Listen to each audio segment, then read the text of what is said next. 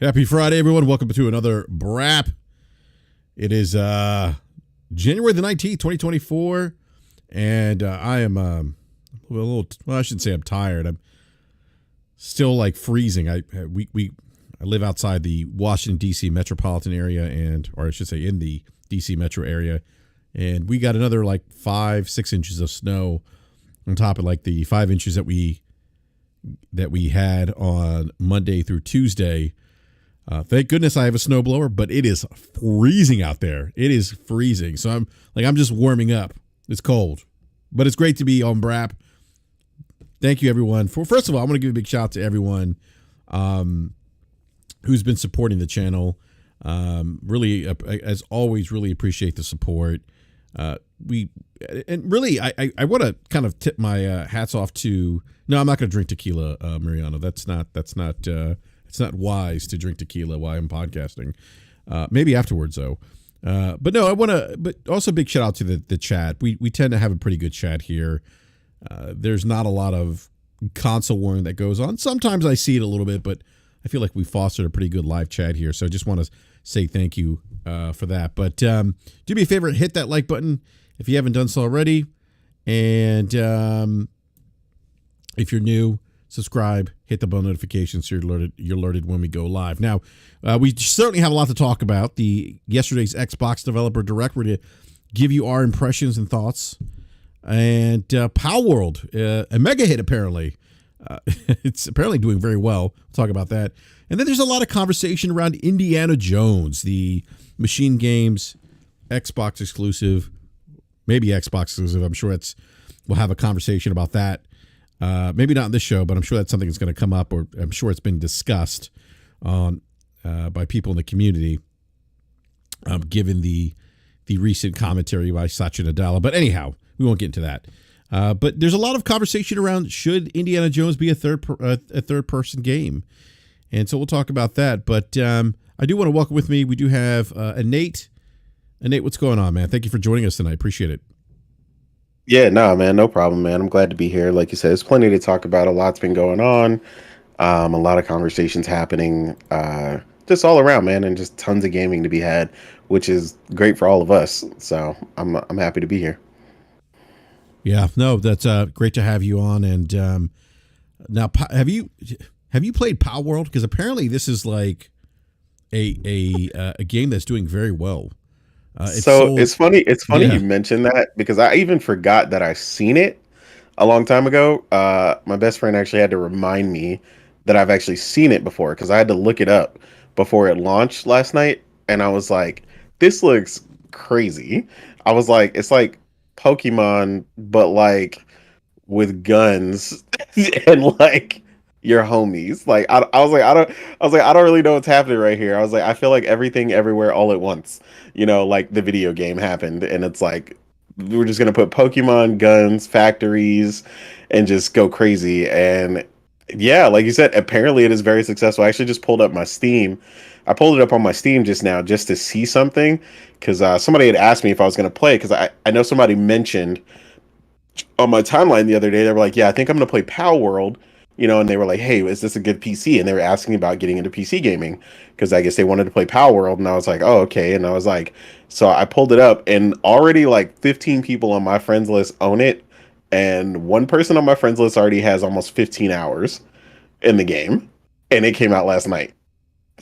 So yeah, apparently it is going crazy. I haven't seen much of it outside of like the original trailer, but it looks interesting. I'm just not sure, like, how it's gonna work for me in particular. But the fact that it's, I mean, they did a good job. I mean, obviously, number one, pricing it because I guess it's like $26.99, so Yeah. that automatically makes it like an easy get for a lot of people, and a lot of people just to jump in and see what's going on. And the fact that it's something that you can play with a ton of people. I mean, a good co-op experience is something I'm always looking for. So, I mean, that in and of itself is already kind of enticing. But yeah, I haven't played it, but it's funny you mention it, and now seeing that the particular people on my list that play it, these are some of my homies I've played with for like 10 to 15 years. So they usually know what's up. So it might be something, but God, man, I don't know how I'm gonna fit it in. Like I'm already juggling like 3 games currently, and like we talked about prior. You talked about on the prior podcast how excited everyone on that podcast was Hmm. for Grand Blue, and Grand Blue's around the corner. So Yeah, it's it's the end of the like, month. Yeah. yeah. So, and I'm gonna get the special edition, which gives you 3 days early access.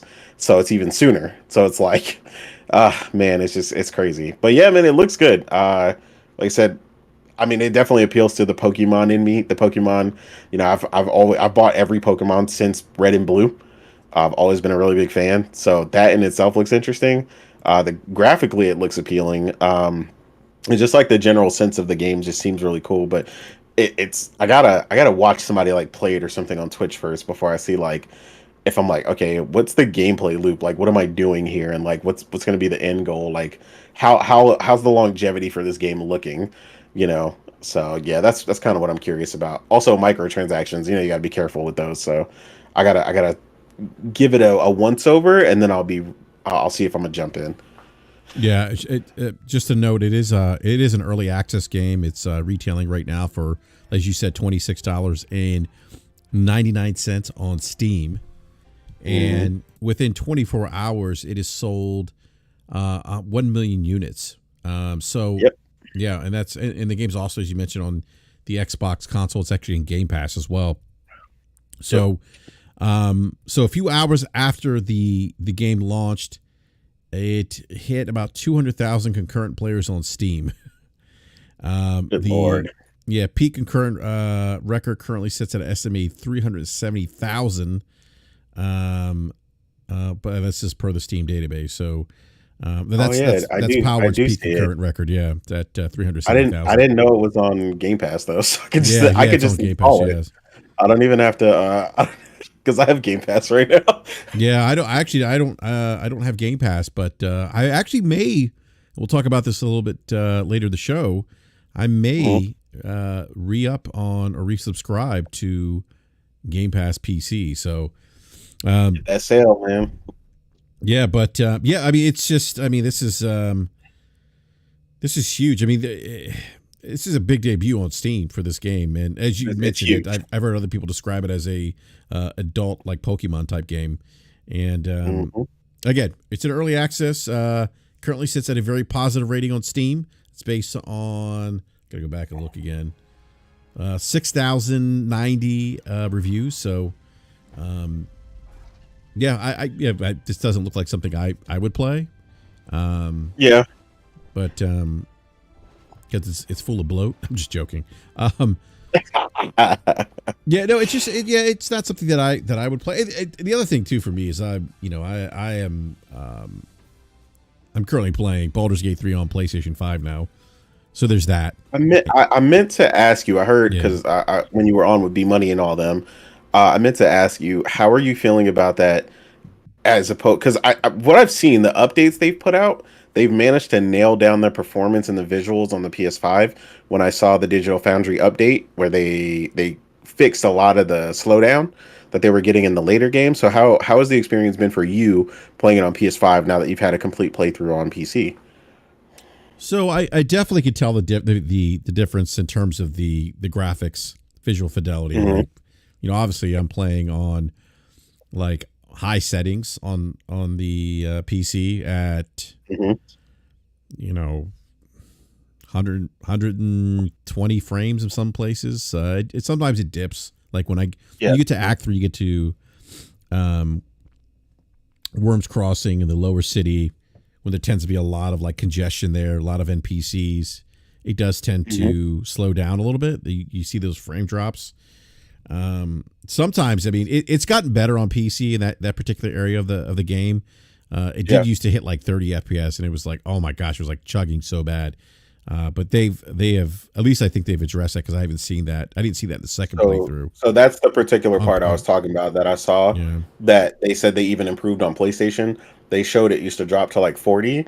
Now it holds like a 55, 59 Okay. like FPS even on PS5. So in the performance mode. So yep. That's what I was curious about. Because Yeah. my friend wants to play it, but crossplay is not coming out till later. So I was like, if I get it and I'm gonna play, like I was like, on there, I was like, I got to get it on there so that we could play on PS5. So I was waiting for somebody competent to play it on PS5 so I could really see. Yeah, no, but I definitely, there was early in the game, I was like, oh my gosh, like I can notice the visual difference. It was bothering me a little bit. Like it seemed a Mhm. little washed out. You could see that, like even with like the cut scenes with the character dialogue, like Yeah, it's there's like almost like a shadowing effect. I don't know how to describe it, but it's like the screen looks darker, and I think it's to hide some of the I don't know how to describe it.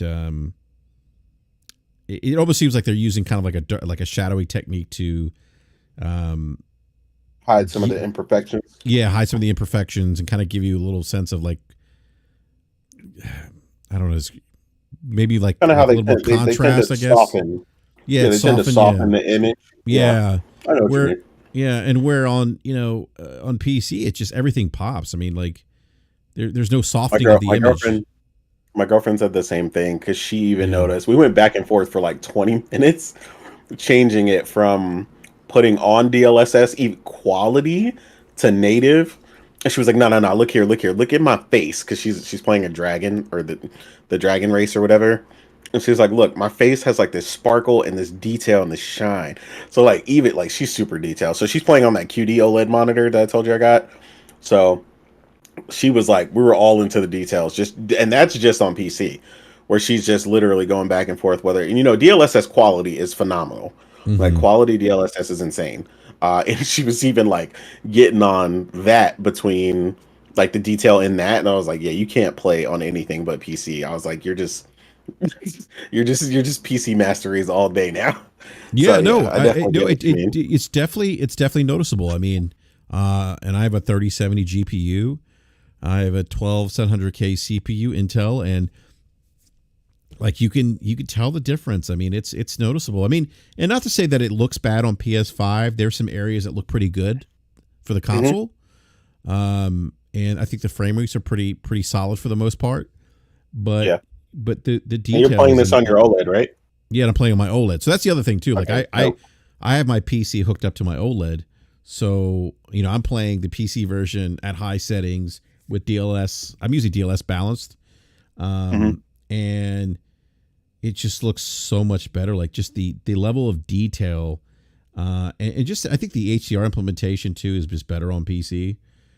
yeah. Um, and it just yeah, like your girlfriend's right. Like the sometimes I'm looking like I'm watching the cutscenes of the PS5 and I'm looking at my player's face and there's just a lack of detail. Sometimes his face looks like a slice of ham. And you compare that to like the PC version, you can see like wrinkles and pores and things like that, and it just looks better. I mean, and obviously it should. I mean, I have a almost $3,000 when I bought it, it was almost $3,000 rig. So compared to a $500 piece of console hardware, yeah, I mean, I would expect that the PC version would look better, but it did bother me a little bit because I had done 2 playthroughs of Baldur's Gate 3 on PC, Hmm. and now I'm doing this third one on PlayStation 5. But again, I mean, it doesn't look bad for consoles. Like I will give Yeah. it credit there. Like it doesn't look bad on consoles. But yeah, you can definitely tell the difference. I mean, sometimes the armor looks like really looks like plastic. Yeah, It lacks some like of the like detail. the overall detailed textures were like didn't load in accordingly. Yeah, and you could and on the console the lighting's so baked in, it's so obvious. It's like Ah, it's okay, I pretty got bad. you. Like it's lit, you could tell it's just baked in. It's like it's not even moving. Sometimes like you'll move the light will move a little bit. Mhm. Like you don't get that on the consoles.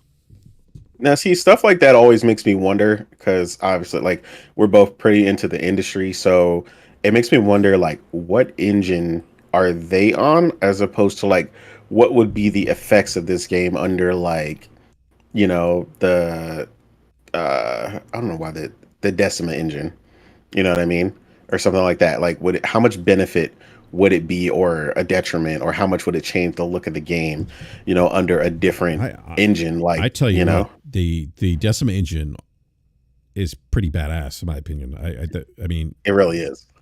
Death Stranding on PlayStation looked really good, and when I played the PC version, obviously the PC version looked even better. Mm-hmm. And I was playing when I picked it up on PC, I had a 2070 at the time. Yeah. But you know, I mean, for what it, I mean, for the PlayStation 4 version of that game, it looked really good. That's a Yeah, the PS4 version blew me away, and it yeah, still does to this day. Like yeah, that they achieved that on a PS4. Like I was like, insane. So yeah, I get yeah. that. So yeah, I mean, that's yeah, but again, just I've gotten used to it now. I'm not as like Mhm. I'm not as I'm Pedantic not about like it. yeah, I'm not like yeah, I'm not like because before I was like, oh my god, look at this scene and oh this is terrible and like it was bothering me. Oh, this lighting's so Yeah, baked in, it's so obvious, you know, like it's just yeah, like there's like the lighting, like the shadows, like are like baked in. They're just like baked bars of shadow. I don't know if that makes any sense.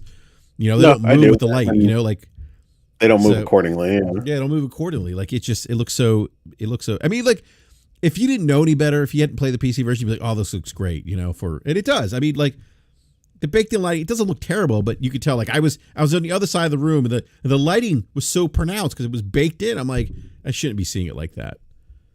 Like it's so Yeah, bright. I think that It didn't definitely. lose any of it was so bright. So Well, that's why I was saying like I wonder how that would change with because I feel like definitely some engines handle non ray trace lighting effects and shadows better than others and without so much taxation. Like as we've all seen recently with all the slew of Unreal games on the way, we've seen how taxing the Unreal Engine can be. And a lot of people don't know this if they don't play Fortnite particularly on PC. Like, I have a 4090. If I actually turn up Fortnite all the way, my computer will like freak out. Like, but it's so like unbalanced or whatever or unoptimized right now. With TSR is what they call it, which is like their version of like a DLSS almost. But in their case, it's just to enhance the image even further.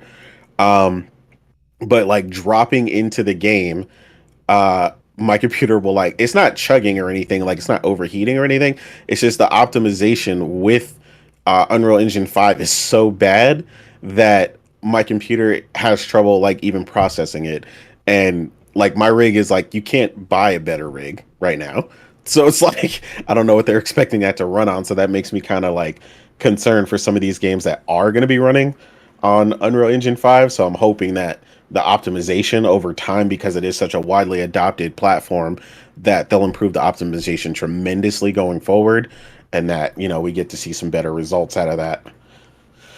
yeah, yeah. I mean, I dare not even try to mess around with the Unreal Engine 5. It's just it's Yeah, it's yeah, it's insane right now. yeah, yeah, it is. Yeah. So, um, but yeah, so I'm still in Act 1 right now, in Mhm. Baldur's Gate 3, but it's literally one of my favorite games ever, and I've been gaming for 40 years, 41 years, actually 42 Yeah. years now. I'm aging myself here. And it's just it's just a great game. It's crazy. I haven't gotten tired of playing it. And part of it's because I'm trying different builds now. I mean, it's great. Like Mhm. I'm doing a warlock build right now. Oh my gosh, it's so insane. I'm like I'm cursing people. I didn't or hexing people. I didn't use a hexing spell at all.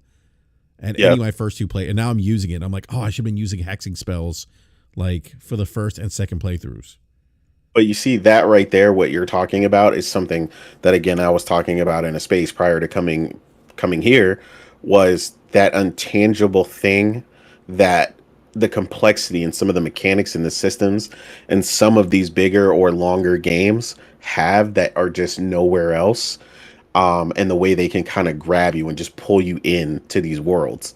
And now, like I said, you're experiencing that, and then like I told you, but it hasn't even gotten to that point yet with Baldur's Gate. But like I told you, even Divinity Original Sin 2, they said you could play that game in a very similar fashion with a bunch of different builds and go crazy. and then turn around, you could press a button on Steam Workshop, one mod, and add like, I forget what it is, like 30 new classes that have skills and stuff that are added that didn't even exist in the game, that were just created from the community. So Oh wow. like sword dancers and stuff like that, that have like, you know, magic over their swords and do all kinds of crazy stuff. And that's just one person that did a mod. They got so into Divinity Original Sin 2 that they created all these characters that never even existed. Like, and it's crazy. And it's like, that's just community stuff. And it's like, that's that next level where, like I said, like that game could just, it's going to be the game for you essentially that keeps on giving. You know what I mean? Like, you've gotten into this with Baldur's Gate, and given how the popularity of it, it's going to take off even more so and wider with the community. And of course, with them being a PC developer primarily, you're just going to get the benefit from that even more. And they always support people modding their games, which a lot of people don't know that, but like when you have direct support from the developer, giving certain tools and stuff to the modders, it just creates like a floodgate, and it allows them to do so much more and do it better and integrate it smoother. And that's kind of what they're waiting on right now with Starfield. They're waiting to get the main tools. Like, they're already modding it, of course, but like once you get the tools from the developers, like you can just like break the game wide open and go crazy. So why does Capcom hate modding so much? Yeah, I did see that comment. Uh, they were freaking out. I don't. They need to calm down, man. It's gonna be okay. They're talking about a comment where they were saying they're trying to basically stop modding their games. And I'm just like, man, just leave it alone, man. Don't fight the fight you don't need to fight. Like, just let it go. I know why. Trust me, I know why, because I've seen some of the mods for Street Fighter, and you've probably seen them too. That one that showed up in a tournament one time when the guy forgot to turn off the mod. Uh, but yeah, I mean, that's just something that if your game's on PC, just learn to embrace it.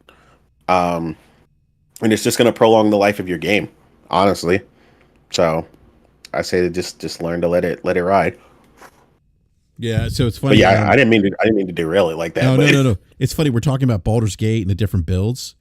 Mhm. Somebody I follow on Twitter is using a warlock build, and so one of the spells that you have is Hunger of Hadar, and that basically casts like blinds them, and I think it actually will. I think that actually, um, what is it? They will get poisoning in the beginning, and then after each attack, they'll get like necromancy damage to them. And there's also like a wall of fire that you can use with this build. And so this person's like, So it's basically procking. They're setting it off with one thing and then chaining it yeah, with chain another skill. exactly. So what I do Yeah. is I chain my hex with oh, what is it called now? I forget. It's like a blast spell, and I actually not, and then you could chain that with knocking the enemy back. Yeah, Corey Mass say Warlock Paladin's OP. But yeah, so what this person's doing is they're taking yeah, I think I want to say it's necromancy damage after the enemy attacks you if you use Hunger of Hadar or Hungry of Hadar, whatever it's called. But they're Okay. using Yeah. Hunger of Hadar and Wall of Fire, and they're showing the enemies. They're like they can't but helplessly walk into this wall of fire because they're blinded. And then you have this wall of fire. So again, it's the different ways that you can approach this game, and the different like chains, like the way you can chain attacks together, or use Mhm. different like character classes. I mean it just doesn't. It just hasn't got old for me. The No, but combat's see so good. that right there, that excitement that you're feeling, that's what I've been getting from like tactical RPGs and turn-based RPGs and all that stuff for years, right? Because like I call it the setup. You know, when you love to see your setup, you know, take place and it just work flawlessly. And you know, one of the famous things from Divinity Original Sin 2, which you can do in this game too, but like, you know, before you engage, all the little stuff you can do to set them up before you even fight them, like knocking over like a barrel of oil and then they're trying to get to you because they're close range fighters. So then once they're walking on it, they start slowing down, and then you just set it on fire. Like you just having all that stuff go off, and then, like you said, implementing like a curse on top of that, and then just watching all this stuff happen. And you've played, I know that you got Luca, thankfully, to start playing some other games, including Persona 5, which again, you play Persona 5 Royale with the technicals and the baton pass and all the different skills and the personas and all this ways you could set up, procking different skills and, just literally just setting up the enemy to just get dropped like in the worst way. And it's so great when you get, you set up a plan for a certain dungeon or a certain boss, and you just watch it take place and execute it so well. It's so rewarding, man. I love it. It really is. Corey Mesh says, Hunger of Hadar blinds with darkness, and the enemy takes cold damage. Okay, so it's cold damage at the start of their turn, and at the end of their turn, if they end their turn in the Hunger of Hadar. I thought it was necromancy at the end, Corey. I'd have to double check. I know it was a different spell at the beginning, but I want to say it was necromancy at the end, but I could be wrong. It could also be cold damage as well. So you do that, and then I use the I think it's called the Eldritch Blast cantrip. And so what I'll do is I'll hex a certain character, or not character, enemy type, and like whatever whatever their I'll look at their stats. Like if they're high on strength, then I'll hex them on strength, and then I'll use the Eldritch Blast cantrip to inflict damage. And then there's also like an Eldritch Blast there's a chain that you can use where it actually will knock him back as well. So you can use that Eldritch Blast and it can actually knock someone off a cliff. So I've done that a couple times. Is it the Shockwave Blast? I don't remember. Is that one of the cantrips that you have as well? There's quite a few of them. Yeah, I think one's like a wave blast. There's one. So there was a fight that I had with, I think it's Marcus in Act 2, at the Last Light Inn. And I'm assuming you played this game. Like I heard you talking about. Yeah. Okay. Yeah. You remember that fight with Marcus at the Last Light Inn? I'm trying to. Yes. Okay. Yeah. Remember he like flies in, and you need to try to save. I don't want to. Maybe we should Thunderwave. I know we don't want to. Yeah, maybe we shouldn't talk about it. But all I know is I'll say this. The second playthrough, I hit Marcus a Thunderwave, and I'm like, what? It was so great. But I don't want to talk about what happens next, because I might spoil some stuff. But, well, no, but what you're talking about, though, in general, besides like what you actually did, is that all the difference you're encountering a completely different way in which you took care of that scenario. And it's like the fact that they allow you to do it, and it results in such a different, either a different result in how you fought it or whatever the first time. That's the fun of it. It's like you just never know how you're gonna do it. Like my girlfriend, when she started, she accidentally killed. I can't remember her name right now because she gets on my nerves. But the angry chick, is that her name? The one that the one that smells you, wants to taste you. I don't think does she the one that rides the red dragon. They're her whole squad. Yeah. Yeah. So my girlfriend went to get her out of the cage and accidentally killed her. Oh man, that's she clicked on it. She got the people to leave, and then she clicked on it and accidentally attacked it instead and killed her in the cage. And was like, "Wait, was that supposed to?" Oh my goodness, yeah, that's funny. Yeah, she's saying the green lizard looking one. Yeah. There you go. Yeah, Lazelle's actually a really good companion to have because her strength. I mean, she is like in terms of like melee combat, she is nasty. She is nasty. Yeah, she could take a lot of damage too. The other one that if you're playing this game, and and this isn't really a spoiler, but if you're playing Baldur's Gate 3 for the first time, you need to have Gale. I mean, you don't have to have him, but you should have him. You should absolutely have Gale with you in your in game. Yeah. Priscilla says, "I need help, BRAP. I don't know what I'm doing on Baldur's Gate." This is her first like CRPG ever. So Oh, Yeah, very very much it baby's first steps. is so good. I'm telling you, like you will you if you do a second playthrough, you will experience new things. I'm on a third playthrough and I just got an owl bear. I didn't have that in either the first or second playthrough. And the first playthrough I didn't have Gale. The second playthrough I had Gale, and that opened up a completely different like story arc, and provided me with different outcomes. It's amazing. I could go on. Just way says the Baldur's Gate arcade podcast. Yes, I need to move on because I will. I I will understand talk though, about. man. When you run into something that excites you so much in gaming that literally just rips you out of whatever you were doing and just completely takes over, like you just can't stop yourself. I Yeah, completely get that. Corey saying Will best bard warlock ever. I'm using. I gotta. So I have Will. I didn't like Will in the first or second playthrough, and I started doing some research on him, and now I actually like him. I wasn't investing or probably building him correctly, and now that I am, like I have also the Eldritch Blast with him, and he can do some other things, and he's actually pretty good. But I'm building the Warlock build that I'm working on right now is the Warlock Fiend build. That's what I'm working on right now with my character. So. But yeah, that's enough Baldur's Gate, by the way, because I'll literally go on and on about Baldur's Gate. So, but great game. Like it's one of my favorite games that I've ever played, and I've been playing video games for 42 years. This is going to be one of those games I look back at, and I'm going to be like, and I'm going to sit there and say, what a memorable experience, what an amazing game, and the voice acting, the writing, it is done so well, and the impact that your choices have. Really do carry a lot of weight and have impact. That was kind of a disappointment of mine of Starfield, and one that and we'll talk about the developer director. Actually, a good segue. When Obsidian was talking about discussing the impact your choices have in Avowed, I'm like, oh wait a minute, the bar's been set for BRAP.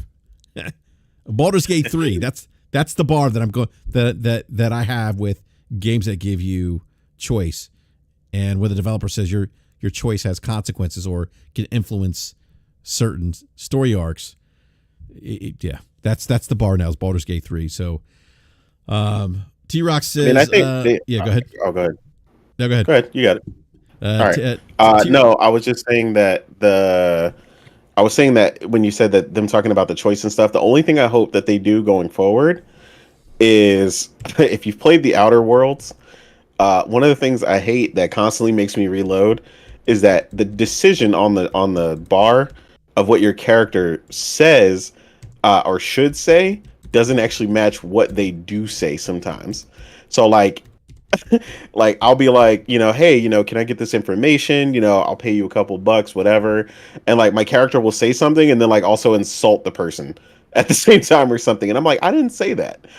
So I hate that, like, they need to be exact in the description of what my character is saying so that when I select something, he doesn't say something like surprising or something. I'm like, wait a minute, that's not what I meant. And then like, cause your companions and stuff, the way they do it in the Outer Worlds, like your companions and stuff will literally hate you, like depending on what you say. No, Yeah, Outer Worlds, not Wild. Yeah, Outer Worlds. yeah, Outer Worlds, yeah. Obsidian's last game. So yeah, but yeah, I know you were saying T-Rock said something. Yeah, what did T-Rock say here? Oh yeah, he's telling Priscilla, BRAP never knows what he's doing in games either. That's why he's on his third playthrough. No, I'm telling you, like I love this game. It's just so good. Hold on a sec here. I'm retweeting the link here. Yeah, no doubt. So yeah, let's get to the Xbox Developer Direct. Give me a sec here. I want to retweet this link out. Palworld's trending still. That's on X. I wonder if this is going to be one of those games that's going to be like that runaway hit, like a 2024, that everyone's going to be like, that game? All right, so Xbox Developer Direct. I'll give my thoughts here quickly before I go to you, Nate. I gotta say, I actually thought this was a good showing. I really liked this showing 4 games, showcasing 4 games, and not just showcasing 4 games, but given some of the issues that Microsoft Xbox has had in the past. If you don't believe me, Phil Spencer acknowledged these issues in terms of, like, you remember the whole thing, the whole debacle after Redfall release, and Phil like, hey, we gotta do better at our messaging, our marketing, managing expectations. We didn't hit that 12-month release window that we talked about. Remember, Sarah Bond, these games are releasing 12 months in the next 12 months. And I thought that this show in particular did those things that he said they needed to do better. And showing 4 games that are releasing this year, I think it's actually it's a pretty big improvement for them. And I was thinking about it after the show wrapped up yesterday. I'm really liking the developer direct format that Microsoft has now, that Xbox has. And I hope they keep showing games that are releasing. One, I think the time is great. You do it in January, and then what you're doing is you're showing your roadmap of, 3, 4 games, whatever the case is, that are coming out for that year. I think that's great. I think it's great. What's going to be interesting to see is if they, at least for me, if the games they show at future developer directs are enough to, kind of keep me excited about games that are going to be releasing on the Xbox ecosystem. But they did that in this developer direct, and actually for me and Nate, I think we talked about this before we went live. I'm actually now thinking about resubscribing to Game Pass PC, and because there's 3 games there that if I do the math, we know that Hellblade 2 is going to be $50. Would imagine Indiana Jones and Avowed were probably about $70 a piece. Absolutely. So you're looking at about almost $200 there. If I do PC Game Pass, I'm looking at about $120 to play all those 3 games for the year. And that's how I kind of, after for me at least, after having had Game Pass Ultimate for such a long time and not really using it, I think it just makes more sense for me, assuming that Microsoft is going to release at least 2 or 3 games a year that I know I'm going to play. PC Game Pass just seems like the better route for me, and just doing it for a year, kind of on a yearly case by case. I'm not going to do the, where I'm renewing my Game Pass subscription every year, because I may not even use Game Pass, right? And that's kind of what happened, and that's why I let my Play Places don't do it, support the dev. So I, and look, the devs in this case are Microsoft first party, so that's for Microsoft to figure out with them. But yeah, I really like the show. I thought it was a really good show. I like the fact that they have games. They showed games that have release windows now. We know that Hellblade 2 is going to release May 21st, 2024. The game that really surprised me that I wasn't expecting to release this year is Indiana Jones. It said 2024. Yeah, that was surprising. The 2024 on that. I'm interested to see if they can stick that, because that was really surprising. I think it's going to be a significantly smaller game than I think it is if they manage to land that, considering the time frame that we've heard they've been working on it. But color me surprised if it's the original, kind of size that I was thinking about, that Machine Games is famous for. So, yeah, and Avowed is slated to release fall 2024. So that surprised me. Well, I should say that surprised me. I'd heard that they would be releasing towards the latter part of this year. So that one really doesn't surprise me. But the Indiana Jones was definitely a surprise. In terms of them showing that, hey, this game's coming out sometime 2024. Hopefully it does come out in 2024. I hope they stick the landing with this game too. See, that's the other thing too. Like, while I'm excited, I do hope they stick the landing with some of these games. I don't think that Todd Howard and company really stuck the landing with Starfield. I thought it was a good game, but I also, in terms of like the Todd Howard games outside of Fallout 76, in my opinion, Starfield was the worst of the Todd Howard developed games. Like if I think about Fallout, I think about Elder Scrolls. Starfield just and Starfield also felt antiquated, but that's another conversation. So they've got some work to do, man. As far as that game, I have confidence in what they'll do going forward. Ultimately, just because I've seen the feedback from them, it seems like they're listening, and that's the most important thing that I could tell a lot of developers.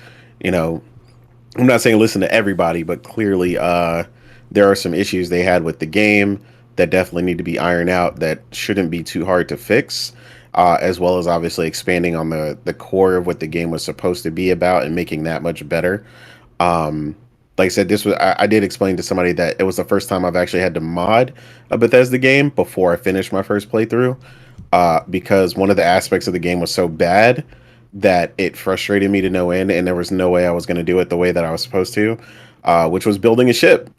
One of the main things is because I had to fly around to like 5 different places to get the pieces of the ship that I would want when I needed them.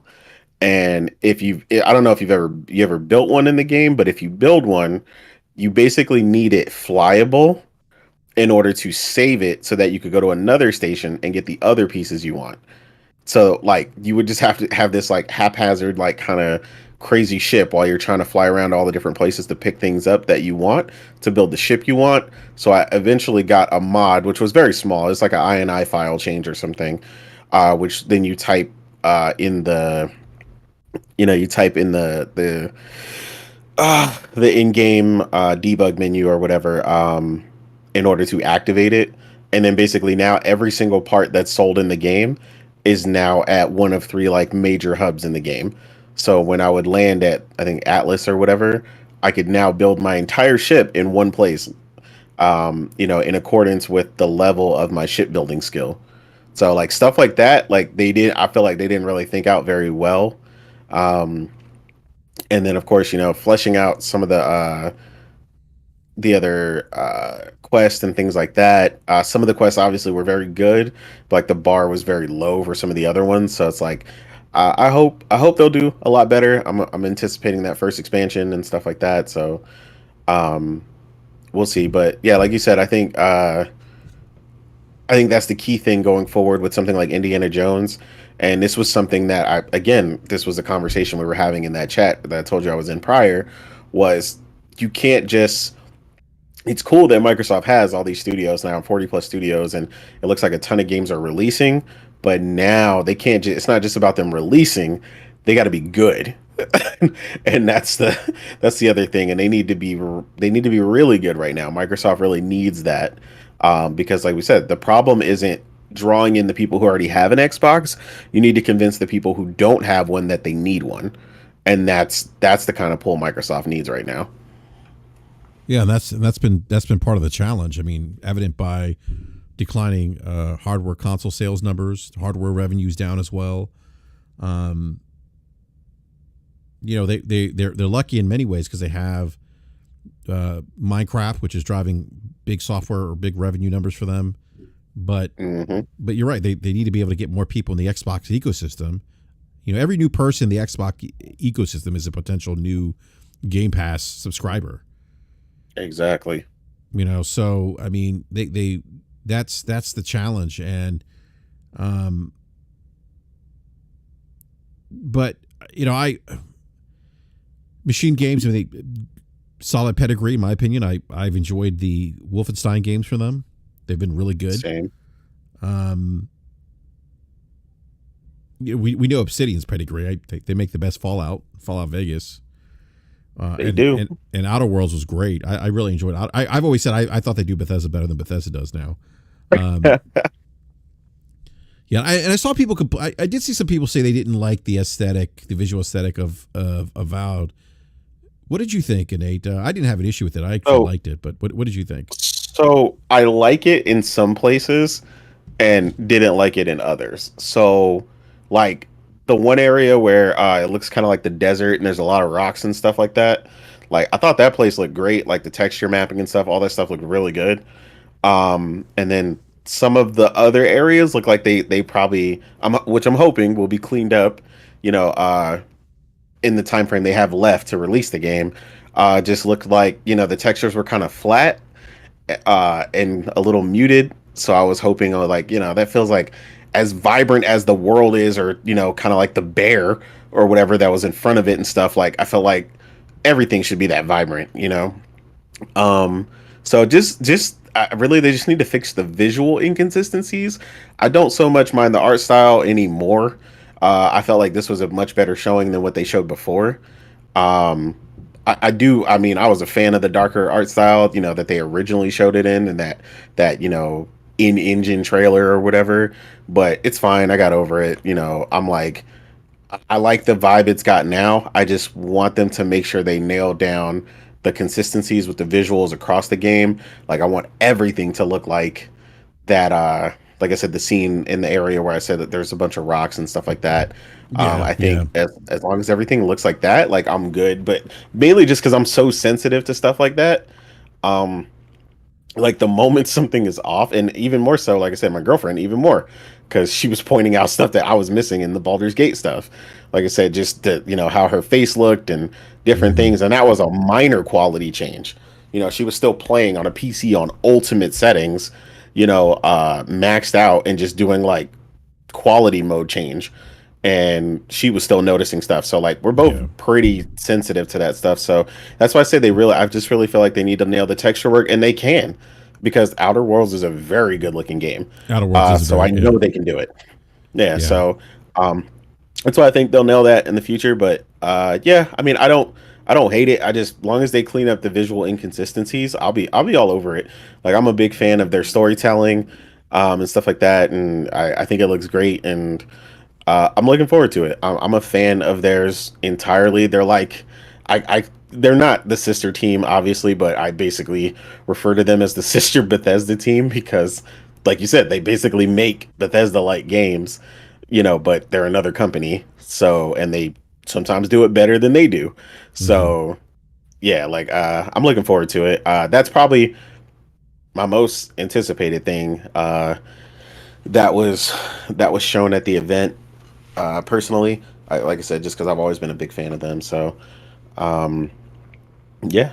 The did you want to lead into the other stuff, or you want me to just go ahead and go for it? No, I was gonna let me go on the super chat real quick. From Otacon Yeah. Oscillate with the $2 super chat says, "I'm loving The Last of Us Part 2 remaster. The No Return mod is sick. I have not dived into The Last of Us remaster Part 2. I don't know if the $10 upgrade is something that's tempting, but I'm kind of on the fence. I already bought it. Oh, you did? I bought Okay, it yeah, yeah. I'm the on the moment it fence. I mean, became available. yeah, the roguelike stuff that sounds interesting, but again, I'm playing Baldur's Gate 3, so I don't. Yeah. Yeah, but no, I did like that they showed the different biomes in Avowed, and the first person combat. This is probably because I'm playing Mhm. Baldur's Gate 3 right now. I just really wasn't feeling it as much. I'd rather It's see it's that a kind of it. it's a struggle, to be honest, to nail it. And that was probably my biggest disappointing part about the visuals, because I also really like and Priscilla will tell you this, but like I always love to play like a magic character. I'm either magic or like a speed build, right? Like a dual wielding speed build. Um, but the magic just didn't look all that dope. Like I was like, man, like I feel like in this point, I need some big particle effects and I need some stuff Baldur's going Gate 3 crazy. particle effects. Yeah, exactly. Like I want the flames to look crazy, and like the magic to really feel like empowering. Like you're telling me, in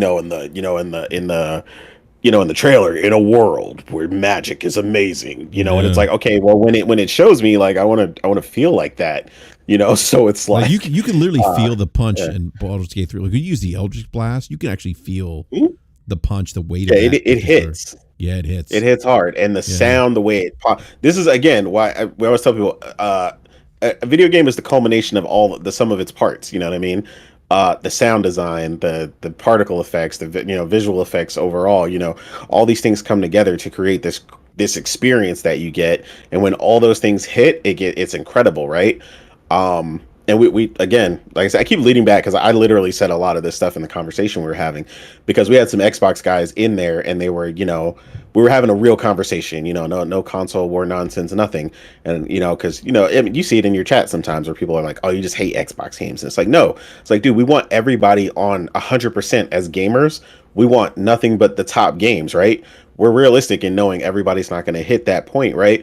But we talked about a certain it factor, right? When a game exceeds gamers and starts to interest people that don't even game.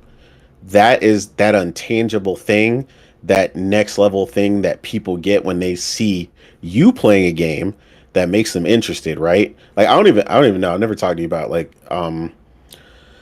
other people like around you, but if you've ever like seen somebody who has been around you or whatever that doesn't particularly game, or maybe they just don't play that type of game, and then they get curious, that's what you want.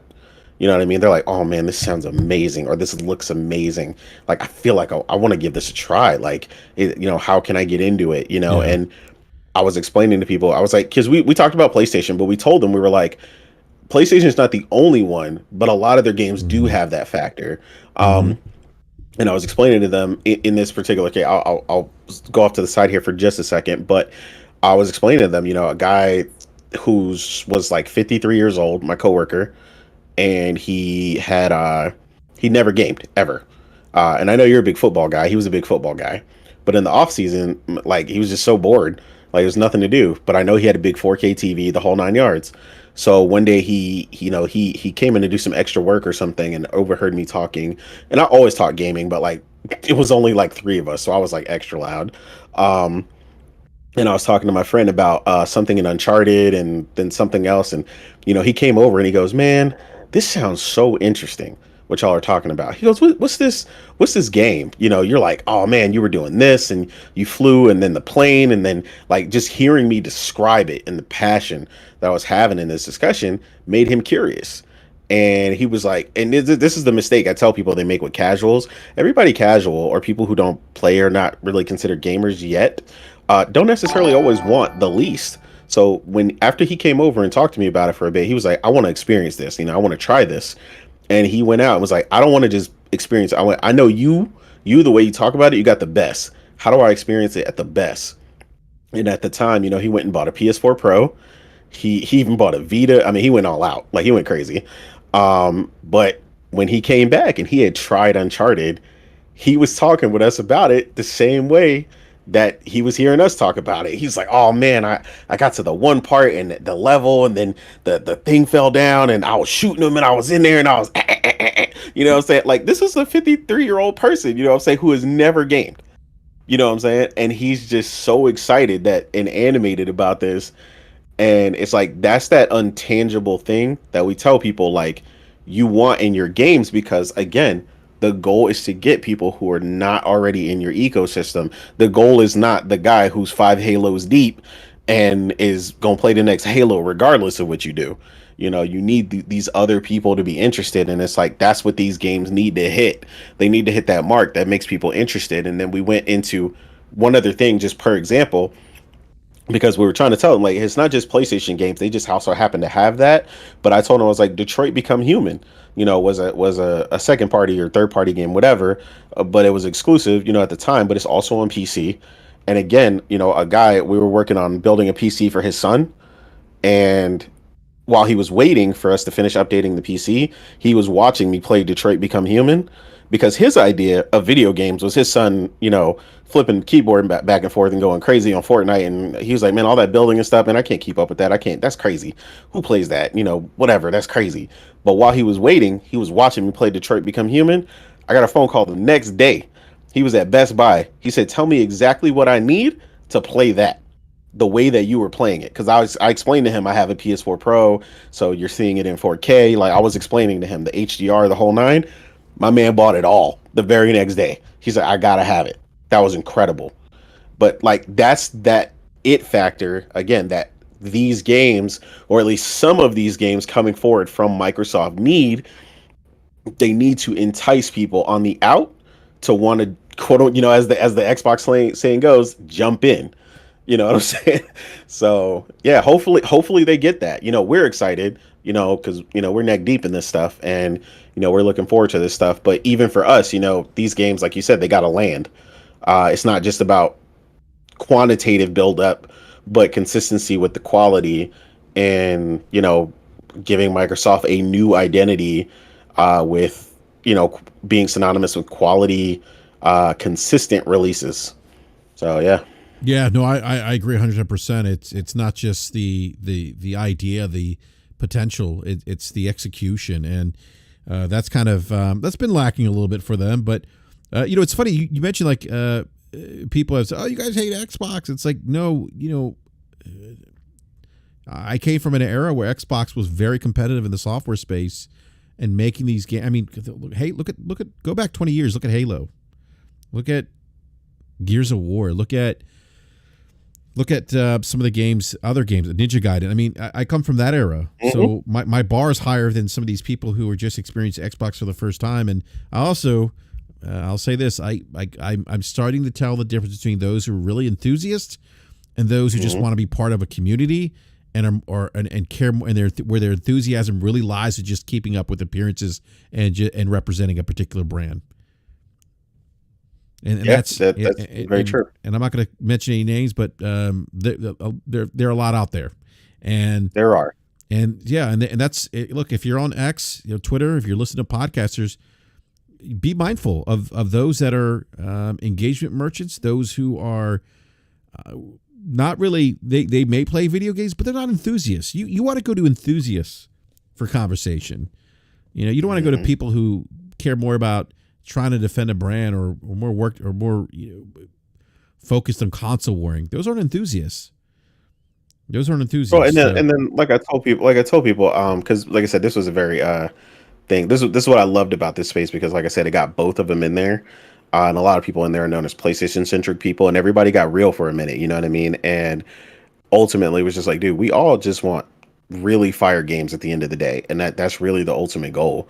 Because somebody had asked in there, you guys want Xbox to go away, and we're like, no, dude, you're not listening if that's what you think. You know what I'm saying? What we want is for them to step it up to that next realm where, what I'm saying, they start to pull in these other people, and they're not struggling so much, with the sales, you know what I mean? And they become an undeniable force, but to do that without compromising the structural integrity of the rest of the industry by just like buying out everything from under it. You know what I mean? It was like, because they don't really need to do that, because that's not their problem. If that was the problem, and it was always just money the whole time, Microsoft would have been smacking everybody left, right, and center. And that's what I told people. I was like, this isn't, I guess I don't do sports references that much, but from what I understand, like what the Yankees are allowed to do, right? From what I understand, like the market cap and the way that works in like MLB is like crazy, and they're able to just like buy stuff like crazy. But it's like they also don't win the World Series every year either, regardless of that. So it's like, yeah, well, even if you got the bread, doesn't mean you're going to have this cohesive talent to put together this team to create this intangible thing, right? And that's why I just tell people, I was like, it's not just about the money, right? Like Microsoft bought like some of the top devs, right? For that one super team they were creating. But it was like, to this day, we haven't, the initiative. To this day, we haven't heard much really coming out of that's been incredible. And it's like a lot of the people who they did pull in left and either went back to their old teams or moved on to other teams. Because it's like I explained to people, it's like you can't. The 96 Bulls didn't have 5 or 6 Michael Jordans on it. It had one Michael Jordan. It had a Scottie Pippen. It had a Dennis Rodman. It had all these key elements. They had right? 3 Hall of Famers. I mean, well, but that's what I'm saying, right? Everybody had a key position, though, right? And they had Phil Jackson. Everybody didn't play their position, Phil Jackson as the coach, but everybody had a position and a thing to play in order for the 96 Bulls to be who they were. You know what I mean? Including Mike. Mike was a superstar in that, but he needed everybody else to be there for the 96 Bulls to be a whole. And that's what game development is. It's a whole team That's why, like, when we say like Mm-hmm. the management is so important, and the people behind the devs help manage the flow and the pipeline, and really give the devs what they need to create the best game they can, is so key. And I don't know if you, I know you don't frequent spaces as much, but Rob, who's a animator for PlayStation Studios, he's Oh talked a yeah, I know lot. Rob. Yeah, he's actually been on a couple of the spaces. Yeah, I've seen him. Yeah, Rob is dope, right? And he Yeah. gives us a lot of insight into like just what it's like to work for a couple different companies prior, and then PlayStation. And this is what I was talking about with people. And I'm like, and I've heard this echoed from other people who have worked with other places and then worked with PlayStation. And he gave a particular instance where I think he was working on some sort of animation for God of War, and he you know, the producer or the project manager or whatever comes around, and he's like, hey, you know, what's the status on this animation, this and that, you know, to relate to the other team that needs the animation or whatever, you know, the link, right, the person who's the glue with all the teams and all the different things that they're working on. And he, you know, was like, yo, realistically, if you want this at the highest quality we're capable of, and for us to really get this where we want it as a team, I need 2 more weeks. He checks it off on the box. You got it. You know what I'm saying? And it, like, no questions asked, you know what I'm saying? Because he trusts in that team. That team is already, you know what I'm saying, they're goaded already. You know, he's like, yo, they know what they need. I'm gonna relay this, you know, re-coordinate everybody, you know, and then, you know, structurally what we got obviously in the end was a great game with God of War 2018 and, you know, Ragnarok and so on and so forth. And a lot, I just think some people underestimate how important not only the development part of that is, but also the people behind the development team and help coordinating all that to create this cohesive product that we get in the end, right? And that's where I think Microsoft really needs to dig down and, you know, get that pipeline situation going where they do have that, and these Mm-hmm. teams working closer and closer together, Mm-hmm. which is happening, right? But, you know, because we hear it, you know, recently with you had Mag on the show the other day, right? Yeah. And you know what he got told, which I already knew that when he said it. I was like, oh, that's not how you word that, you know? And because I knew what he meant, but it was very sensationalized in the moment, and he was caught up. But because we know PlayStation does that, right? And other teams that work under other publishers do that. You know, they send somebody over, or they work together, you know, hey, you know, we're having trouble with this shooting mechanic, or we're having trouble with this and that. And, you know, Guerrilla Games comes over, and, you know, or this person comes over, and they share tech, and they share ideas, or, you know, little things to get things off the table, ultimately, again, to produce the best product possible, right? And they need to get accustomed to leveraging that and getting these teams to work even closer together as they go forward, in order to achieve that result. And like I say, it's not to say that it's not happening at all, because clearly it is. We're hearing it, but the timing and how long is it's going to take to finally put out that must have, like, oh my god game, is like the thing, right? And like you said, it's not that they didn't have it. Gears and stuff was big, right? You know, and it's not to say that those still aren't staples of Xbox. They are, but they're not pulling nobody new in. Halo is no longer shutting down Times Square. Like, it's Yeah, just it's not, different. it's not that Yeah, game anymore, not that game. No, it's you not. know. Yeah, Yeah. so now you need those games, and you can continue those games for the people that love them and future people that enter your ecosystem, but you need that new holy crap factor, right? Like you, and this is what I tell people. I was out with God of War. I was done. I was like, yo, I hope they never make another one. I'm so sick of that franchise. That we had 5, 6 of them, right? That team, that reboot, and again, people belittle how hard it is to do this, to reboot a franchise confidently and come out knowing, you know, obviously there are going to be some people who are like, yo, I'm not feeling that. But they took me from, I hope we never get another God of War, to, oh my God, this is amazing, with God of War 2018. That's how significant that reboot was. Like, I was literally on the outs. And Yeah. then, like, I was like, I oh my was. God, I got to play this. Yeah. I was same. I had the same sentiment. I was done with God of War. After God of War 3, I was done. I was like, okay, like God of War 3 wasn't terrible, but it was like, okay, like I'm done. Yeah. And even with the reboot of the franchise, I'm like, I don't know. You Yeah. know, we'll see. But Yeah. they stuck the landing. So, but I do want to go back. Let me grab the super chat here real quick, Nate. Mhm. T Rock with the $5 super chat says, if you haven't played the God of War Valhalla DLC, speaking of God of War, you're missing out. Absolutely amazing and undersold.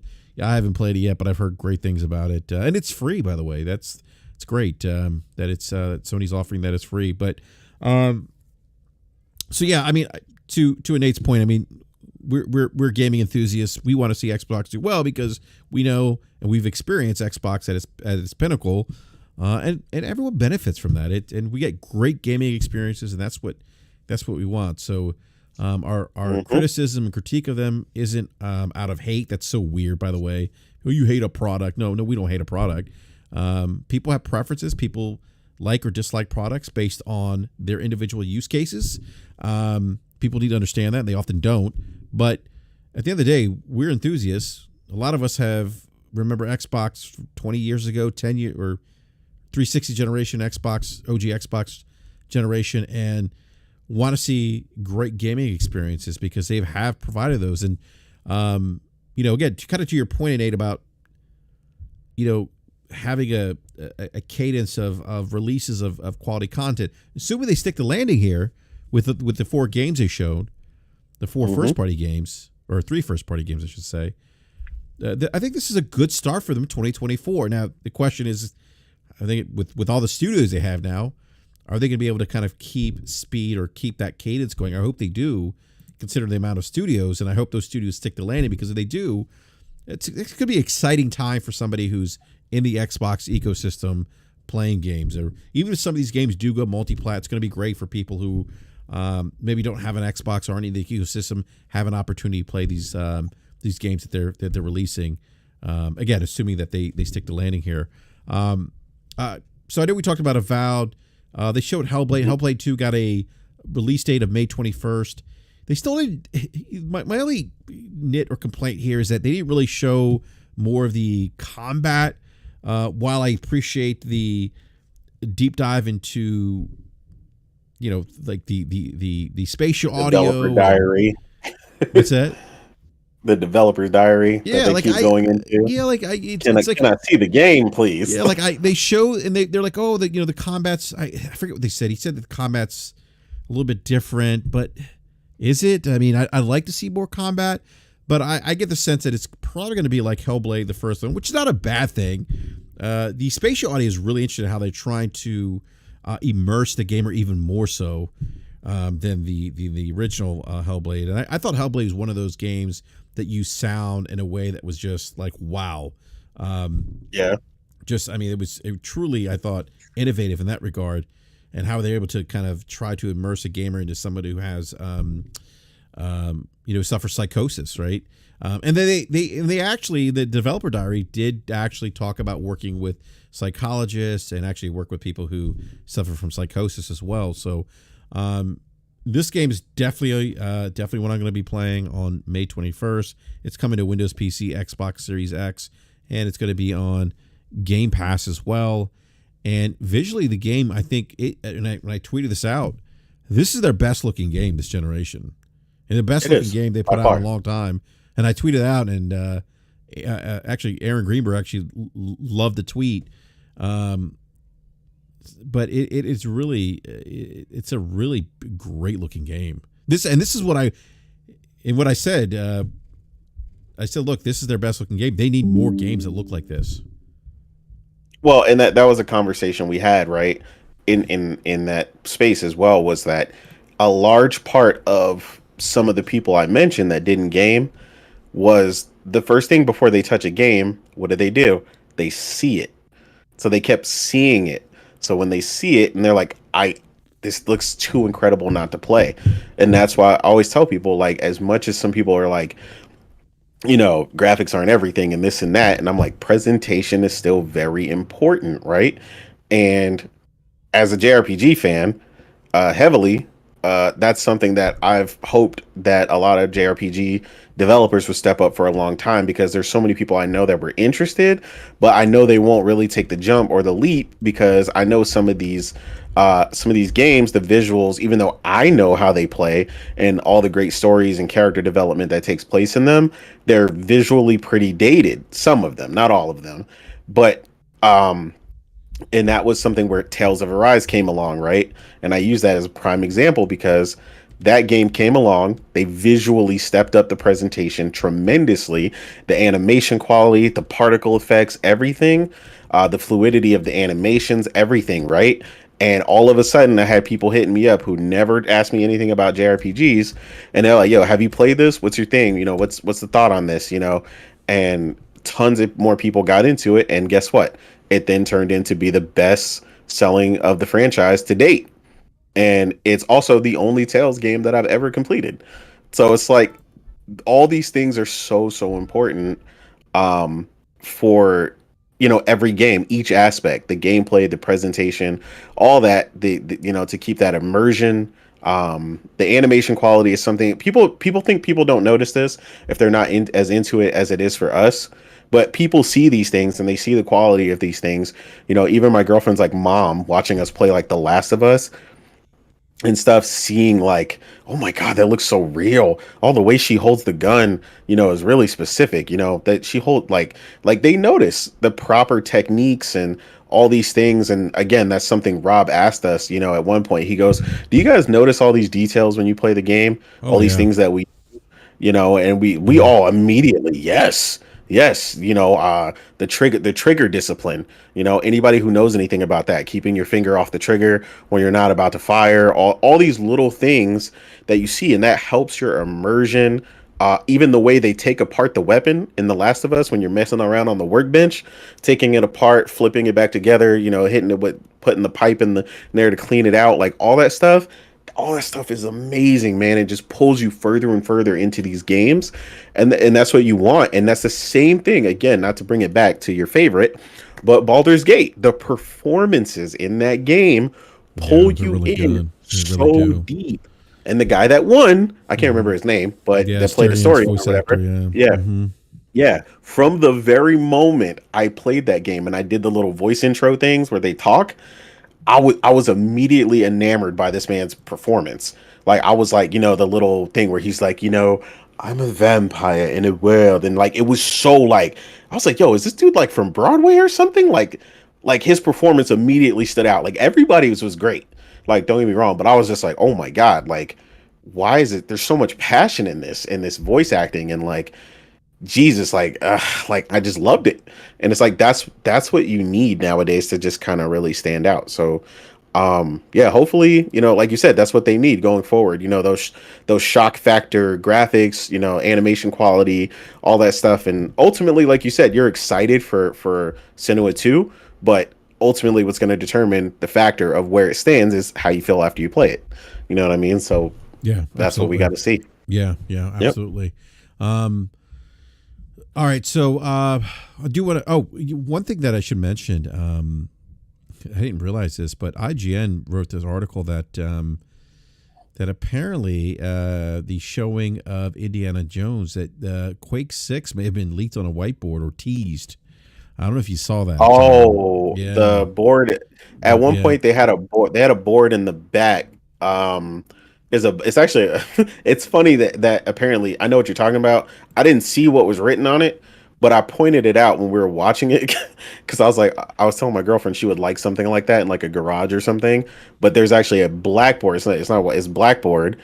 Funny enough, and they had a bunch of stuff written on it. Looked like almost like a storyboard kind of thing going. I'm assuming that's where they saw it. So Yeah, yeah, yeah. It that was was pretty yeah, the cool. Quake logo and Quake 6T spotted on Machine Games whiteboard. So this Ah, was okay, yeah, this okay. you can actually see the logo. You could see the logo That's and you crazy. see AKE 6. Well, at least the picture I'm seeing. I'd have to go back and watch the video. Maybe it says Quake 6. Now there isn't anything official with Quake 6. There has been a rumor for some time that there could be some kind of remaster, but it was just interesting to see that. Maybe we're getting another Quake 6, and that would be cool. I mean, Quake is that's that. I mean, that brings back many memories 20 plus years ago. But yeah, that's interesting that was potentially teased on the whiteboard. We'll see what happens. But I Hmm. do want to go to Indiana Jones here, and we talked about Indiana Jones and the panel on Wednesday, we were talking about what we want to see from this game, and I think there was a consensus amongst the panel. I should say, I think there was a consensus amongst the panel, probably minus myself, who wanted to see the ethos of Indiana Jones in this game. They didn't want to see Machine Games deviate from that, and it looks like from what we saw that they've done that. Agreed. And I was kind of like, well, if they have them shooting guns and machine guns, so long as the other parts of the pieces of the game work, the puzzles are good, traversal's fun, the action is great, very similar to movies of Indy always being in these situations where he needs to escape, and then you get these big action set pieces. If all that's there and you shoot machine guns, I don't have an issue. But I think the rest of the panel was like, no, BRAP, we want to see Indiana Jones as Indiana Jones in a video game, meaning that he's not really using a gun. It's kind of a last-ditch effort if he does. He's using his whip. He's using his mind. He's using his ability to think quickly on his feet to escape danger, and that's what we want to see. We want to see him punching people like Indy typically does. Yeah, I mean, I think I agree with you that they nailed that Indiana Jones atmosphere. It looked the part. For me at least, it may be too much so. Only just because not that that's a bad thing. I'm just saying I gave myself, because when y'all were having the conversation, I was kind of thinking to myself, even if they do nail this that way, how much do I care? Because I was like, realistically, when was the last time I actually was really into Indiana Jones? And like I was like, maybe like the Temple of Doom or something was the last one that I watched or something. Like I can't even remember, you know what I mean? So it's like, for me, a lot of the times in the stuff that I'm into, like the world or the world building and stuff like that is so important. And it's like, if I'm not really into that, or in particular, like the characters don't draw me in, like it may not be something where I'm feeling like I'm really being pulled into the world entirely, because if I'm just not into it, but I know how to, but personally, like I said, there's a separation for me there, right? Is the game really good? I can make that separation between, as a key for us that have gamed for a long time, we know how to make the separation for a game is not for me versus is a game good. You know what I mean? So that's what I'm really looking forward to from them for there. They do have to convince me though that this game isn't going to get people sick, because I did mention at one point that I don't tend to get motion sickness. Like, I mean, I can do barrel rolls all day in Ace Combat or something, and it doesn't bother me one bit. But when they showed the first person with the whip, and like the screen like flickered or something for a minute, like to like the side, because they're indicating the motion in which he's like throwing the whip, like I had to look away from the TV screen for a minute because I got a little dizzy. And I was like, I'm thinking, like, if I'm playing a whole game like this and that's one of the main factors, like how much is that going to bother me while I'm playing? You know what I mean? So that is something that I personally would have to consider. Yeah, actually, Erica for the win actually mentioned that she actually does suffer from motion sickness. She does not play first person games in the first person perspective, and so she's kind of like, I was kind of hoping that this game would be in third person. Last in the live chat says, even non-casual gamers don't care about first or third party. A game is a game. Yeah, I mean, yes and no. I mean, I have friends that are casuals that are aware of first party, so I how much weight I would put in that. But back to Indiana Jones. For me, like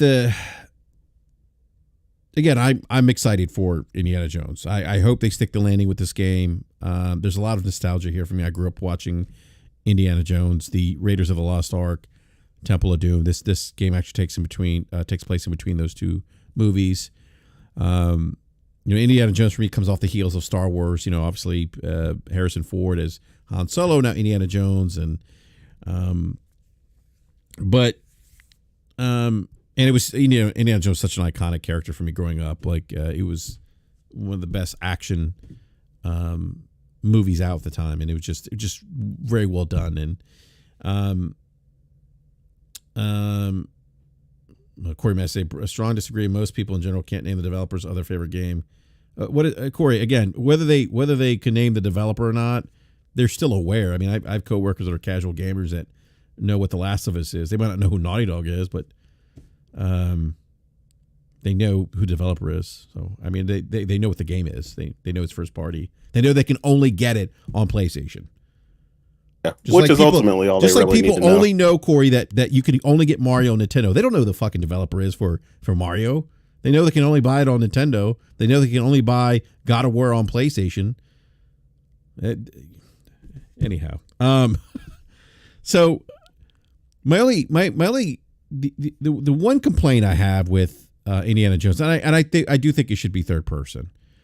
And I was actually talking to Logic about this before we went live, and we were discussing kind of like the puzzle elements in the game, and like I feel like the implementing the puzzles in third person would work better, because you could have puzzles that are a little bit larger in scale. Like if I think about some of the puzzles in, say, Baldur's Gate 3, where you're looking at the environment in the third person and you see something to the left. Oh, that looks interesting. Maybe that does something, visual cues, that you may not get, that may require some traversal element to figure out a puzzle. I mean, I've seen this in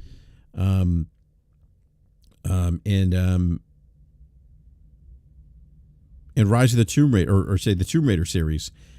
And so like I'm not saying the puzzles are going to be bad in first person. In my opinion, at least, I think in the third person perspective, maybe you could do some puzzles that are just larger scale, because you have more, you have the ability to see a greater range of peripheral vision to see like the room or whatever map or the set piece that you're currently in, or the puzzle that you're currently trying to solve, and maybe that could add some complexity to the puzzle. And again, I'm not saying that there won't be some complexity there. I just feel like there could be some greater complexity, some larger puzzles, bigger set pieces in the third person perspective than you would have in the first person. Now, also like the whip coming from the first person perspective looked kind of weird to me. Again, just a minor complaint. I'm not saying the game's going to be terrible. I'm still planning on playing it. But these are just design. Yeah, these are just design preferences that I have, especially action adventure games. I just feel like action adventure games just play best in the third party. Now, I know a lot of people have been saying, well, it's good they did in the first party because they would have been compared to the Uncharted series, or they would have been compared to Lara Croft, Tomb Raider, and it's like, look, Indiana Jones is going to be compared to those games anyway. Yep. Because it's a game within that vein of genre of exploration, archaeology, things like that, right? It's going to be compared regardless. And I don't believe that a perspective, first or third, is a differentiator of games.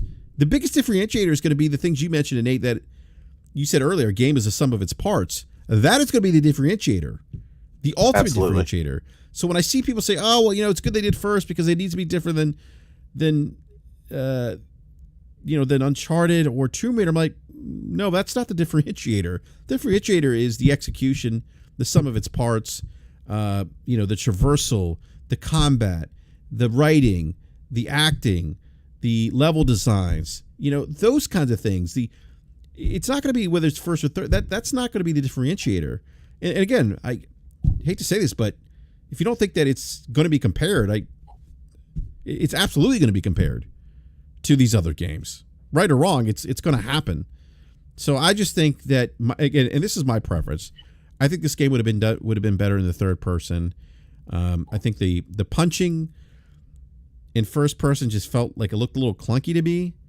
Well, the punching, the stealth, all these mechanics that they have, I've played games in multiple, and they always come out better to me in third person. Like, people act like it's some. I keep seeing people use this. This is why I hate buzzwords like innovation and stuff. When they're saying they're doing something that's never been done before, and I'm like, no, dude. There's first person stealth games all over the place. A lot of y'all just don't know because they're not that popular. As opposed to something like Metal Gear. Or even the stealth in Assassin's Creed and Ghost of Tsushima and stuff like that. Again, all the games that typically do those particular elements best are third person. And even like you said, the action adventure, right? One of the things you mentioned with the puzzles immediately took me back to the huge, like, if you remember in Lost Legacy, Uncharted Lost Legacy, there's a point when you go into like a temple area and there's a huge like golden statue, and it's that whole thing is the puzzle. And because it's in third person and the way they can mess with the visual and the way that you see that whole area, that is what allows you to make this puzzle so grand, so you can see all the visual cues and stuff you need to in order to solve the puzzle. And I'm somebody again who doesn't, I personally don't really, puzzles have frustrated me lately in gaming. They slow me down, they get on my nerves. But Lost Legacy was one of the times when I played, I never looked up a single puzzle and I actually enjoyed them. So to me, that's a huge accomplishment when a game can make me enjoy a particular aspect of gaming that I typically don't, and that tells me they've done something exceedingly well.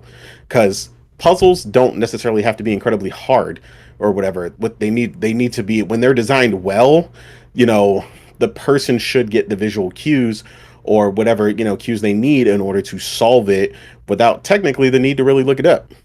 So yeah, I mean that's a huge factor, and that's why I said I agreed with you wholeheartedly when you said a lot of those factors are all done better in third person. Yeah, and this is also subjective too. Like I see some of the live chat says I prefer stealth in first person. I get it. Like Dishonored, the Dishonored franchise is one of those games that deviates from third to first. That's actually one of my complaints about Dishonored. I love Dishonored, but one of my complaints is it the stealth stuff in first person. I just don't. I would have preferred something in third person, but that's my own preference. But Yeah. you talked about like some of these big set pieces, big puzzle set pieces, and some of these other games like Uncharted, and that's kind of like the awe factor of these games, and kind of the awe factor I think of Indiana Jones. I remember growing up watching Indiana Jones and just the sheer scope of some of these big set pieces that you would see in the movies, and I'm not saying that that you're not going to see that, but I just feel like for the purposes of immersion, and people say, oh, well, you know, first party games, you get more immersive because you're seeing it through the eyes of the character. I mean, yeah, I get that, but I think that design choice works better for shooters, in my opinion. I just feel like this game, there'd be just a little more immersiveness with going third party, or not third party, third person. And maybe doing something like close third person, like you see kind of that over the shoulder third person, like you do with like God of War, you know. I don't know, but that was my only like small complaint with the game. Again, I'm not saying the game's going to be terrible. I just think I would have preferred the game being in third person. So, what do you think, Nate? Are you kind of do you feel like first, third person? Do you have is third person kind of what you would have preferred to see this game? Absolutely. Yeah, third person would have preferred entirely. Mainly just because I know I'm a big fan of the genre, you know, the action adventure genre, and everyone that I think of that I've really loved has been third person, and that aspect in particular pulls me into the game and the character a lot more in the environment, because part of that whole experience is seeing the character and the way that they incorporate the immersion with the character actually interacting with the world. So think about like when you first seen Drake get wet, you know what I mean? Like in the world, and while he's climbing some stuff, or it's slippery, and like all this stuff is visually indicated to you without needing to tell you anything else, and you get to see it on the clothing and stuff. And one thing in particular, what did we see them doing? Scanning in his clothing, because the clothing is very iconic, right? You know, seeing him go through stuff, his hat always falls off. He's always like, give me my hat. You know what I'm saying? Like there's very specific things that he does in the world that I think would just tremendously just be better done in that, you know. And like again, no one's getting on machine games, you know what I'm saying? I know first person is their thing. But like somebody said in the chat, you know, with Ryan saying the Ryan, not right, is it Ryan McCaffrey or one of them saying it would be compared? Who cares? You should have confidence that this game would be able to stand on its own and be a great game. Who cares if it's compared? Like I'm sick of people using that excuse. Like stop being afraid. Like why are you acting afraid?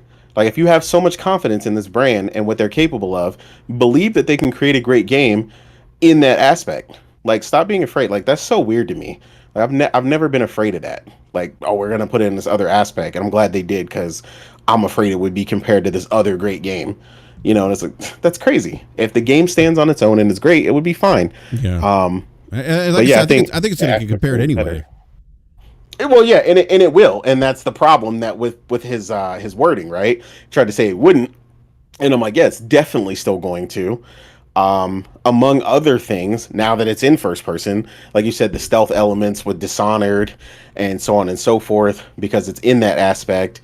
A lot of certain things are going to be scrutinized even more or worse because of the first person perspective with the whip. You know what I mean? There's a bunch of limitations with that. Like I could see him doing something crazy with the whip in third person that wouldn't disorient you if it was in third person, but they're not going to be able to do it in first because like if he like swung the whip and like did a 360 or something and spun around or something like that's gonna be super weird in first person, you know. But it's like you can't. There's certain limitations in that view, at least when it comes to something like that, that are you know they're gonna struggle with, or it's gonna be limited. And it was you know, like my best friend said, she said it was given in certain points, it was given VR vibes, and that's again a limitation of that particular perspective, as opposed to if they would have went third person. And don't let a lot of people fool you. The word on the street, a ton of people who are fans of the Xbox brand were you know hedging their bets and really wanted this game to be third person. So a lot of people accepting it and stuff like that now, like they're just accepting it because that's what it is. But a ton of them wanted it.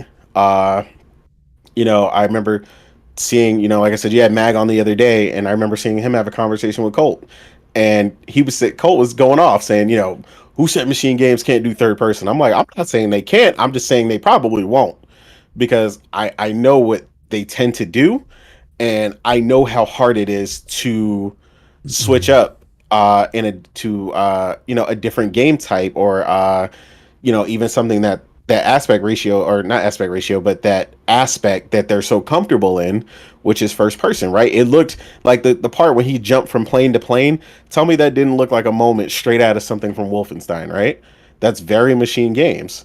Yeah, no, it is. Yeah, no, it very much. Yeah, so It reminded yeah. me of Wolfenstein Mm-hmm. from the first person, and even like the aesthetic, the art direction of the game, very much like what I would say like a next gen like machine type game. If you played Return of Wolfenstein, you know what you know what I mean when I say that. Like it looks like a next gen version of a machine games game.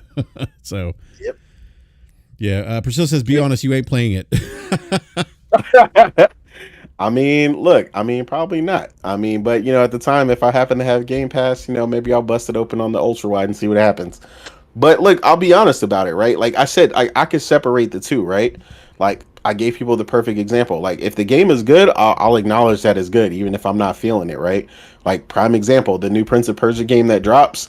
I played the demo for about 10 minutes and closed it. But I could tell you firsthand, the game is beautiful, plays flawlessly, the combos were great. Like all that stuff was really great. And if you are a Metroidvania fan, you are in love. And I mean in love. And that's fine. And I just don't like it because I know I don't like Metroidvania games. Hmm. But, you know, with the experience I have in gaming for 30 plus years, I can make that distinction. A lot of people struggle to make that distinction, which we see all over Twitter all the time. People calling certain games bad. And it's like, no, you just don't like that kind of game. And it's like, that's fine. But like, don't say a game is bad when it's not bad. You just don't like that kind of game. And that's okay. So yeah, I'll definitely make that distinction when it drops. Just wait. Live chat really kind of did a good job summing up how I feel about first person combat from the first person perspective. It says melee attacks look like flailing arms. Yeah, that's kind of a minor annoyance of mine. I'm like, oh come on, this animation does not look good. Looks stiff, janky, but That's also the like the thing that people were saying because I know that Okami Games guy or whatever was like he was upset because some people weren't feeling the first person combat from Avowed, and I was like, nah, I totally get why some people feel it looks kind of stiff and like I said, for me in particular, the magic didn't look very impactful. You know what I mean? And I was like, man, it should be like hitting hard.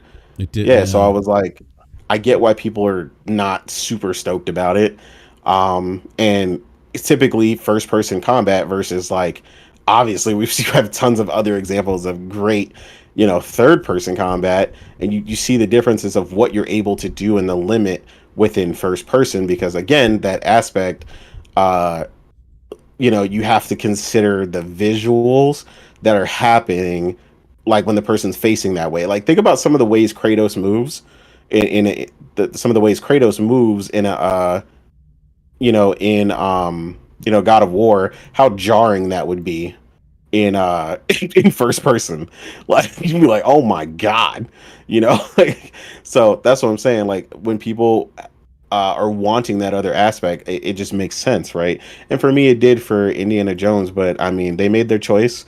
I hope they nail it. I hope it's good, and I mean that's all I can really hope for. We'll see. But yeah, like you said, I can't personally think of an instance where I thought it was better um in first in that regard. The only one I can think of that I really enjoyed, when I built my character out for it, that was fun.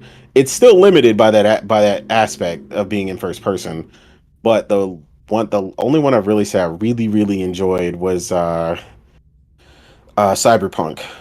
I had like a really high speed, fast paced character with some really dope katanas and stuff like that, and some of the other things that they changed. Um, and it played really well in first person. They're one of the few that Mhm. convinced me in that particular aspect.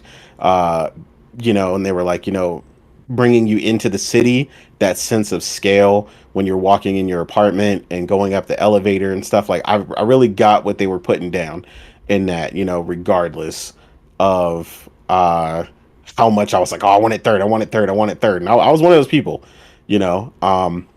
But at least in that, they're one of the few where they that decision kind of played through really well when you get in the cars with like Dex Deshawn for the first time, and the smoke, and you're watching him, and he's talking to you, and the way you get to you're in it, like it's very personable experience. Yeah. uh being so close to the characters and stuff, and they really focused on that. But of course one of the key things in that is the animation quality and the visual fidelity and the detail in every scene, because now you're paying that much attention to everything that's in front of you like that, so everything like that becomes key and very important, even more so than sometimes third, because now I'm so much closer to these characters, so animation quality and all this stuff is going to come into play even more, especially when the person is talking, how they're talking with their eyes, how they're moving, how they're all these little things are going to stand out even more. So you really got to nail that stuff. So I mean there's different aspects. I mean you want to nail everything as much as possible when you're building a game, but they're going to stand out even more in that case, and that's where I think honestly where you see the separation between some of the top devs and some of the devs that also make AAA games but aren't quite on that, like I said, that must have level.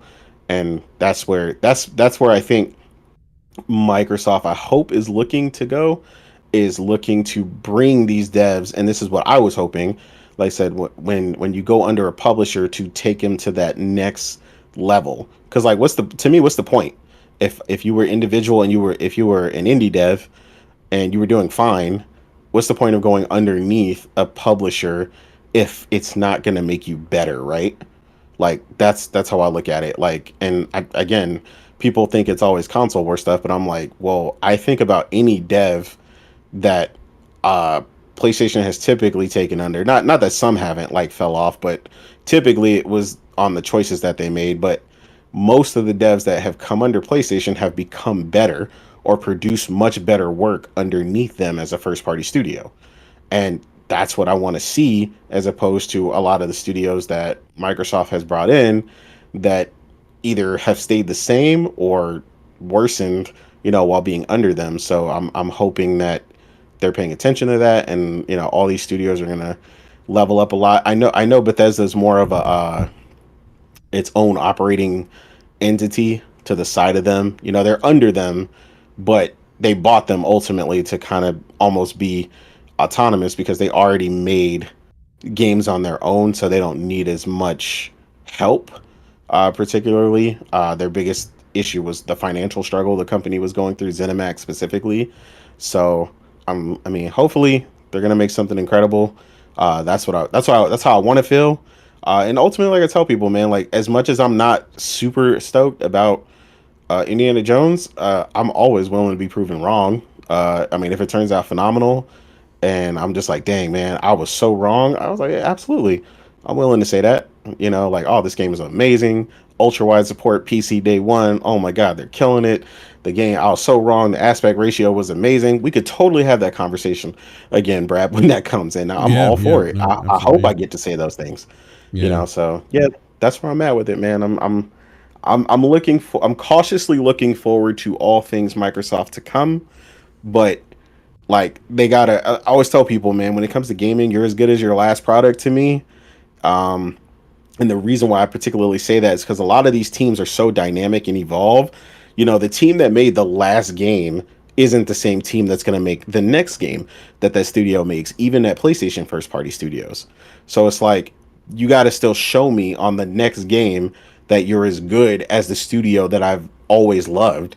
You know, BioWare gets brought up a lot. Yeah. BioWare is clearly not the BioWare of Dragon Age Origins, Mass Effect 1, 2, and 3, No. so on and so forth, you No. know? So yeah, that's why I say, like, at the same time, even though studios have declined, studios can become that new it factor. You know, Hmm. they can become that studio. So it's like Machine Games is already good, but the question is for a lot of these people, are you great?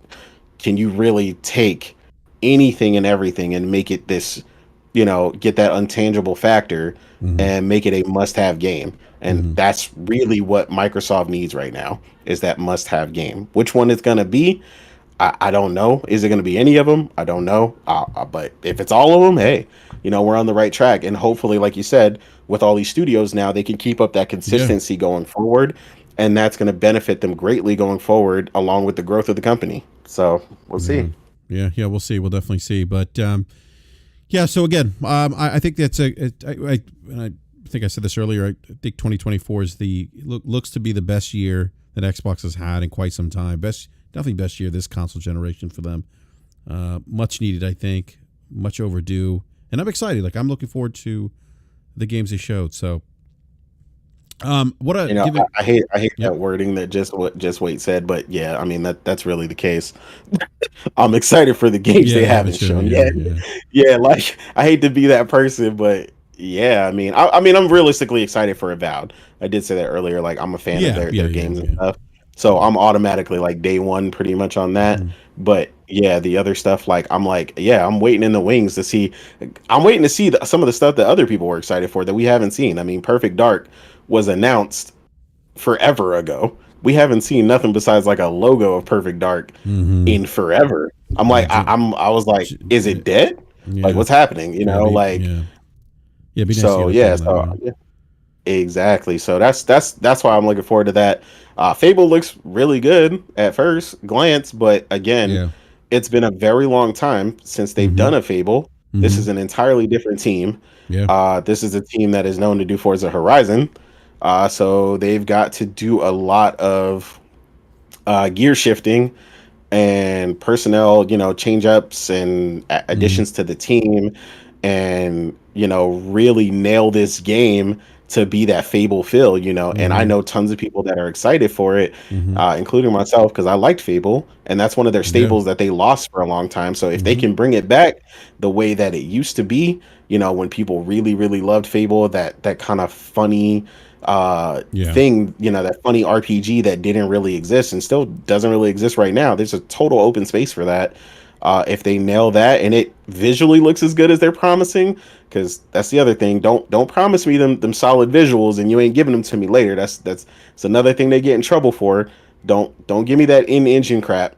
You know what I'm saying? And promise me, you know, this amazingness, and then I get it, Mm-hmm. and it's not like that. Mm-hmm. And of course, you know, me and you will probably play it on PC, so of course we're gonna get the very best of whatever Yep. it looks like. Um, but yeah, like don't overpromise and underdeliver.